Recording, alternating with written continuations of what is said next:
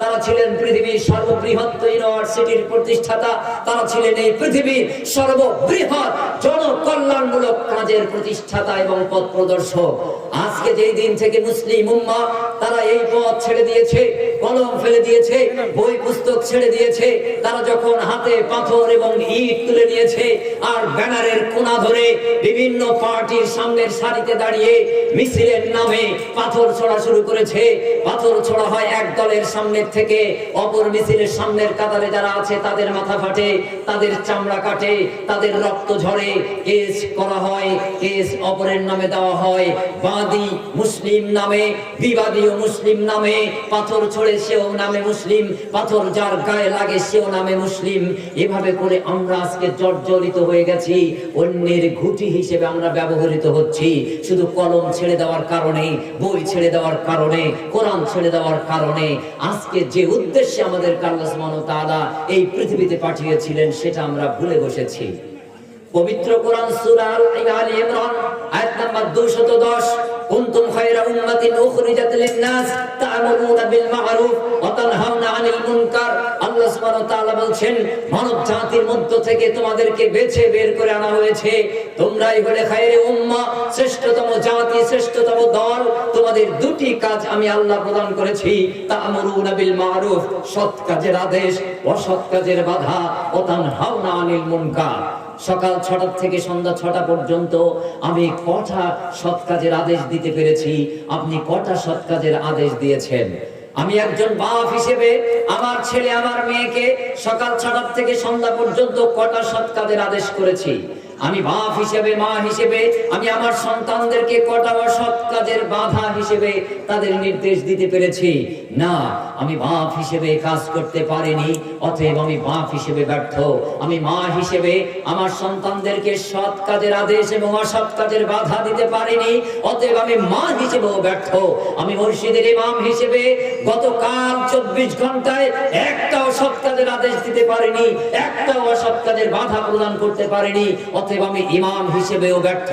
আমি মাদ্রাসার শাইখুল হাদিস হিসেবেও ব্যর্থ, আমি জলসার বক্তা হিসেবেও ব্যর্থ, আমি এই সমাজের একজন মোড়ল মাতব্বর হিসেবেও ব্যর্থ, কারণ আমি সৎ কাজের আদেশ এবং অসৎ কাজের বাধা প্রদানকারী রূপে আমার সমাজে আমি দণ্ডায়মান হতে পারিনি। কিসের কারণে আজকে আমাদের এই অবক্ষয়? কিসের কারণে আজকে আমাদের এই নিম্নগামিতা? কিসের কারণে আজকে আমরা এভাবে আমাদের বিপর্যয়ের রাস্তার দিকে অগ্রসর হচ্ছি? যতগুলি মৌলিক কারণ আছে তার মধ্যে অন্যতম শ্রেষ্ঠতম কারণ হলো ইসলামিক কারিকুলাম থেকে, ইসলামী শিক্ষা ক্রম বিকাশ থেকে আমরা অনেক দূরে সরে গিয়েছি। ভিতরে আমরা যতটা মরেছি, বাহিরে মরেছি তার থেকে বেশি। বাহিরে আমরা যতটা ক্ষয়েছি তার থেকে ভিতরে ক্ষয়েছি আরো বেশি। বুক চিরে যদি দেখানো যেত, বোঝা যেত ভিতরের অবক্ষয় কতটা ঘটেছে। আল্লাহ সুবহানাহু ওয়া তাআলা বললেন, আল্লামাহুল বায়ান, আমি তোমাদেরকে মিষ্টি ভাষা শিক্ষা দিয়েছি, অথচ আমি বাপ হিসেবে আমার ছেলের কাছে রূঢ়ভাষী, কঠোরভাষী। আমি স্বামী হিসেবে আমার স্ত্রীর কাছে কঠোরভাষী, রূঢ়ভাষী। আমি ইমাম হিসেবে সমাজবাসীর কাছে রূঢ়ভাষী, কঠোরভাষী। আমি সমাজের কর্তা হিসেবে আমার জনগণের কাছে আমি রূঢ় এবং কঠোরভাষী। অথচ আল্লাহ বললেন, আল্লামাহুল বায়ান, আমি রহিম রহমান, আমি তোমাদেরকে দয়া করে মিষ্টি ভাষা শিক্ষা দিয়েছি। আল্লাহ সুবহানাহু ওয়া তাআলা দুটি কান দিয়ে বোঝালেন, বান্দা, তোদেরকে আমি সৃষ্টি করেছি নিয়ামতগতভাবে, সৃষ্টিগতভাবে শোন বেশি, চোখ দিয়েছি বেশি, দেখে পড় বেশি, আর কথা বল কম, খা কম। আমরা দুটি কাজই উল্টো করি। আমরা শুনি কম, যেটাও শুনি সেটা ইসলামের খেলাফ। আল্লাহ সুবহানাহু ওয়া তাআলা বলেন সূরা আল-আরাফ আয়াত নাম্বার 179, ওয়ালাকাদ দারানা লিজাহান্নামা কাসীরাম মিনাল জিন্নি ওয়াল ইনস লাহুম কুলুবুন লা ইয়াফকাহুনা বিহা ওয়া লাহুম আ'য়ুনুন লা ইবসিরুনা বিহা ওয়া লাহুম আযানুন লা ইয়াসমাউনা বিহা উলাইকা কাল আনআম বাল হুম আদাল ওয়া উলাইকা হুমুল গাফিলুন। আল্লাহ সুবহানাহু ওয়া তাআলা বলেন, অধিকাংশ জিন ও ইনসানকে সৃষ্টি করেছি জাহান্নামের ইন্ধন স্বরূপ, জাহান্নামের খোরাক স্বরূপ। তারা কারা? যাদেরকে আমি আল্লাহ সুবহানাহু ওয়া তাআলা সত্য একটা হৃদয় কলব দিয়েছি। এই হৃদয় দিয়ে তারা সত্যকে অনুধাবন করে না, হককে অনুধাবন করে মেনে চলে না। যাদেরকে আমি দুটি চোখ দৃষ্টি শক্তি সম্পন্ন দুটি চোখ দান করেছি, তা দিয়ে তারা সত্যকে দেখে না অথবা সত্যকে দেখেও না দেখার ভান করে। যাদেরকে আমি দুটি শ্রবণ শক্তি সম্পন্ন কর্ণ দান করেছি, এই দুটি শ্রবণ শক্তি সম্পন্ন কান দিয়ে তারা সত্যকে শোনে না অথবা শুনেও না শোনার ভান করে। উলাইকা কালানাম, এরা যেন চতুষ্পদ জানোয়ারের ন্যায়, গরু ছাগল ভেড়া বাঁদর ইঁদুরের ন্যায়। আল্লাহ তারপর অংশে বললেন বালহুম আদল, বরং তার থেকেও নিচের, তার থেকেও অধম। উলাইকা হুমুল গাফিলুন, এরা সকলে প্রকৃত অমনোযোগী, এরাই জাহান্নামে যাওয়ার জন্য উপযোগী অপরাধী। ইসলাম প্রচারের জন্য আমরা ধার্য করেছি পাক পটু বক্তা যারা, তাদেরকে এই বক্তব্যের মাঝখানে, এই জলসা শ্রেণীর মাঝখানে উপকৃত হয় যতজন, তার মধ্যে নাম্বার 1 আমার মতন শ্রেণী যারা আমরা বক্তা। সম্মানিত উপস্থিতি, কাউকে কষ্ট দেওয়া, কোন শ্রেণীকে আঘাত করা আমার জীবনে কোন বক্তব্যে আপনি নেটওয়ার্ক খুঁজে পাবেন না। আমি গঠনমূলক কথা বলতে চাই, তবে আমার ভুল আমি আগে আলোচনা করতে চাই। আমার জাতির ভুল ত্রুটিগুলি আত্মসমালোচনার মাধ্যমে, পরিশুদ্ধতার মাধ্যমে আমরা আমাদের সেই হারানো গৌরব আবার আমরা ফিরিয়ে আনতে চাই। এই সামগ্রিক গঠনমূলক উন্নত চিন্তা ভাবনা নিয়ে যদি আমরা অগ্রসর হই, সাধারণ জনগণ শ্রোতা থেকে আমরা যারা দায়িত্বশীল রয়েছি প্রত্যেকে যদি আমরা এই মননশীল চিন্তা ভাবনায় ফিরে আসি, ইনশাআল্লাহ আমরা অবশ্যই পরামর্শ ভিত্তিক, মাশওয়ারা ভিত্তিক আমরা আমাদের শিক্ষা প্রতিষ্ঠানের প্রকৃত উন্নতি, আমাদের সমাজের প্রকৃত উন্নতি, আমাদের জাতিগত প্রকৃত উন্নতি, আমাদের দেশগত প্রকৃত উন্নতি, পার্থিব জগৎগত ভাবে প্রকৃত কল্যাণ এবং মুক্তি, পারলৌকিক জীবনে জাহান্নাম থেকে মুক্তি পেয়ে জান্নাত হাসিল অবলম্বন করা সম্ভব হবে ইনশাআল্লাহ। আল্লাহ সুবহানাহু ওয়া তাআলা তাই বলছেন সূরা তাহা আয়াত নাম্বার 2, মা আনজালনা আলাইকাল কুরআনা লিতাশকা, আমি কোরআন প্রদান করেছি তোমাদের বিজয়ের জন্য, কোরআন ব্যর্থতার জন্য দেওয়া হয়নি। যালিকাল কিতাবু লা রাইবা ফি হুদাল লিল মুত্তাকিন, সূরা বাকারা আয়াত নাম্বার 2, ইহা সেই গ্রন্থ, উহা সেই গ্রন্থ যার মধ্যে কোনো ভুল বা সংশয়ের অবকাশ মাত্র নেই। সম্মানিত উপস্থিতি, পরের অংশে আল্লাহ সুবহানাহু ওয়া তাআলা বললেন হুদাল লিল মুত্তাকিন, আল্লাহ সুবহানাহু ওয়া তাআলা ঘোষণা করলেন মুত্তাকিদের জন্য পরহেজগারিতা অবলম্বনের চূড়ান্ত বার্তা কোরআনে আযীম। হুদাল লিল মুত্তাকিন, যারা সঠিক পথ প্রদর্শন করে তাদের জন্য হেদায়েত, মুত্তাকিদের জন্য হেদায়েত। এটা কিভাবে আমরা উপলব্ধি করতে পারি, এই শব্দটাকে আমরা বাংলা ভাষায় কিভাবে বুঝতে পারি, একটা ছোট্ট উপমা দিয়ে আমি আপনাদেরকে বোঝানোর চেষ্টা করছি। মনে করুন আমি অসুস্থ হলাম, ডাক্তারের কাছে গেলাম, ট্রিটমেন্ট গ্রহণ করলাম, ওষুধ সেবনের পর আল্লাহর মেহেরবানিতে আমি সুস্থ হলাম। আর আপনি অসুস্থ হবার পর কোন ডাক্তারের কাছে গেলেন না, ঔষধ সেবন করলেন না, আপনি রোগাক্রান্ত থাকলেন। আপনার জন্য ডাক্তার যেমন উপকারী নয়, অপকারীও নয়। ডাক্তারের কাছে যিনি গিয়েছিলেন, আল্লাহর মেহেরবানিতে সুস্থতা লাভ করেছিলেন, ওই রোগীর জন্য ডাক্তার উপকারী। অতএব যে ব্যক্তি কোরআনের কাছে হেদায়েত সন্ধান করে, কোরআনের দ্বারস্থ হয়, কোরআন অন্বেষণ করে, কোরআন অধ্যয়ন করে মান্যতা দেবার উদ্দেশ্যে, কোরআন হচ্ছে তাদের জন্য আলোকবর্তিকা, কোরআন হচ্ছে তাদের জন্য হেদায়েত। তাদেরকে আল্লাহ সুবহানাহু ওয়া তাআলা বলছেন হুদাল লিল মুত্তাকিন। পবিত্র কোরআন সূরা আল বাকারা আয়াত নাম্বার 185, হুদাল লিন-নাস ওয়া বাইয়িনাতিন মিনাল হুদা ওয়াল ফুরকান, গোটা মানব জাতির জন্য সঠিক রাস্তা প্রদর্শনকারী, সত্য আর মিথ্যার পার্থক্য সূচনাকারী সেই মাপযন্ত্র, কম্পিউটার কাটা, সেটি হলো কোরআন, যার অপর নাম আল ফুরকান। ফুরকান শব্দের শাব্দিক অর্থ হলো সত্য মিথ্যার পার্থক্য সূচনাকারী। আপনি, আমি, আমার, আপনার জীবনে কখন, কোন দিন, কবে, কোথায় পবিত্র কোরআনের একটি আয়াত দিয়ে সত্য এবং মিথ্যার পার্থক্য সূচনা করেছি? না একটা ইমাম করেছি, না সমাজের কর্তা শ্রেণী করেছি, না ডাক্তার মাস্টার আমরা করতে পেরেছি। কোরআন শুধুমাত্র তেলাওয়াত, পঠনের জন্য আল্লাহ সুবহানাহু ওয়া তাআলা দেননি। যদি তাই দিতেন তাহলে আমাদের সমাজের আশপাশে এত সুন্দরভাবে কোরআন তেলাওয়াত করতে পারেন, কারিয়ানা ভাবে 7 হরফে 7 পদ্ধতিতে তারা যেভাবে কোরআন তেলাওয়াত করেন, হাফেজ, কারি, আল্লামা আব্দুল বাসিত, আব্দুল সামাদ যেভাবে সুরে কোরআন তেলাওয়াত করেছেন, এই একই সুরে এর থেকে উৎকৃষ্ট ভাবে বাংলাদেশ বলেন, পাকিস্তান বলেন, ভারতবর্ষব্যাপী বলেন, তারা কোরআন তেলাওয়াত করতে পারেন, কিন্তু তাদের জীবনে কোরআনের আমল খুবই নগণ্য।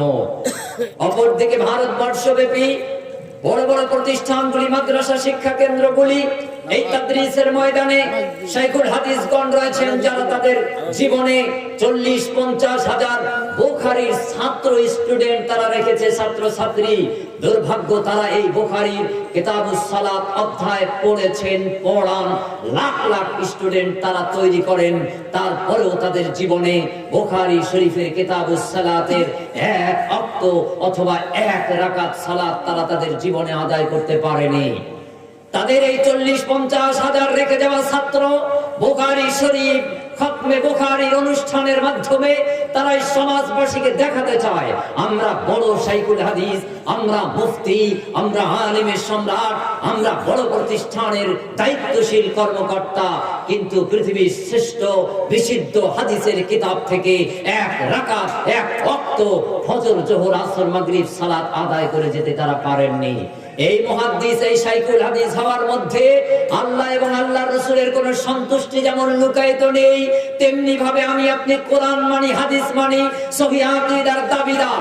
তা সত্ত্বেও যদি আমার আপনার পরিবারে মাদকতা থাকে, লটারি বিদ্যমান থাকে, সুদ থাকে, ঘুষ থাকে, জেনা থাকে, ব্যভিচার থাকে, পরকীয়া লিপ্ত থাকে, এই সহিহ আকীদার দাবির কোনো মূল্য আল্লাহ এবং আল্লাহর রাসূলের কাছে থাকবে না। অতএব আপনি সহিহ আকীদার দাবি নিয়েছেন, আপনি সালফে সালিহিনদের অনুসরণ করেন বলে দাবি রেখেছেন, আপনি বুকে হাত বেঁধেছেন, আপনি তাকবীর ধ্বনি শুনে, আযান শুনে আল্লাহু আকবার, আল্লাহই বড়, আল্লাহই মহান সালাতে আপনি হাজিরা দিয়েছেন। এই হাজিরায় পাবন্দী হওয়ার সাথে সাথে আপনার জীবন থেকে সমস্ত রকম হারাম নিষিদ্ধ কর্ম কাজ থেকে আপনাকে বিরত থাকতে হবে। যদি আপনি হারাম কাজ পরিত্যাগ করে আল্লাহর নির্দেশিত পন্থা অল্প বিস্তর কিছু করে যেতে পারেন, তবেই নাজাত অপেক্ষা করছে, তবেই জাহান্নাম থেকে মুক্তি অপেক্ষা করছে, তবেই জান্নাতুল ফেরদাউস অপেক্ষা করছে। সম্মানিত উপস্থিতি, আল্লাহ সুবহানাহু ওয়া তাআলা তাই বলছেন, ওয়া ইউআল্লিমুহুমুল কিতাব, সিলেবাসভুক্ত কিতাব ভিত্তিক জ্ঞান অর্জন করতে হবে। কিভাবে আমরা এই শ্রেণী বিন্যাস করতে পারি? ইসলামী কারিকুলাম, ইসলামী শিক্ষা ক্রমবিকাশ 1906 সাল থেকে গোটা ভারতবর্ষ শুধু নয়, দক্ষিণ পূর্ব এশিয়া মহাদেশের ইতিহাস। আজকে সহিহ আকীদার দাবিদার আমরা এই ভারতবর্ষের ইতিহাস ভুলে গেছি, তার জন্য আজকে আমরা বিচ্ছিন্ন, আজকে আমরা ছন্ন ছাড়া জাতিতে পরিণত হয়েছি। আমরা মনে রাখি, আবার স্মরণ করি, এই ভারতবর্ষে একজন বিখ্যাত আলেমে দ্বীন এসেছিলেন, যার নাম সোনালী অক্ষরে রয়েছে, তারই উত্তরসূরি, পূর্বসূরি, উত্তরসূরি আমরা। তিনি হলেন ফজিলাতুশ শাইখ আল্লামা মিয়া নাজির হোসেন দেহলভী রাহিমাহুল্লাহ। তার পূর্বে ছিলেন আব্দুল আজিজ মুহাদ্দিস দেহলভী, তারই সুযোগ্য সন্তান শাহ ওলিউল্লাহ মুহাদ্দিস দেহলভী। এই পর্যন্ত গোটা দক্ষিণ পূর্ব এশিয়া মহাদেশের হাদিসের গবেষণা, কোরআন প্রচার প্রসারের বিকাশ, ক্রমবিকাশ রাস্তা এক এবং অভিন্ন ছিল। মিয়া নাজির হোসেন মুহাদ্দিস দেহলভী রাহিমাহুল্লাহ থেকে আমরা ইতিহাস অন্যরকম পাই। এই দক্ষিণ পূর্ব এশিয়া মহাদেশ তথা ভারতবর্ষে মিয়া নাজির হোসেন দেহলভী রাহিমাহুল্লাহর ছাত্র সংখ্যা ছিল 1,80,000-এরও বেশি। আছে কি সেই ধরনের একজন শাইখুল হাদিস, একজন মুহাদ্দিসে আযীম, যিনি আমাদেরকে এই পথ প্রদর্শন করবেন, যিনি আক্ষরিকভাবে আমাদেরকে প্রাতিষ্ঠানিক রূপ প্রদান করবেন, যিনি একটা মহাদেশ ব্যাপী তিনি তার শিক্ষার প্রসারকে, কারিকুলামকে, শিক্ষা ক্রম বিকাশকে ঢেলে সাজাবেন?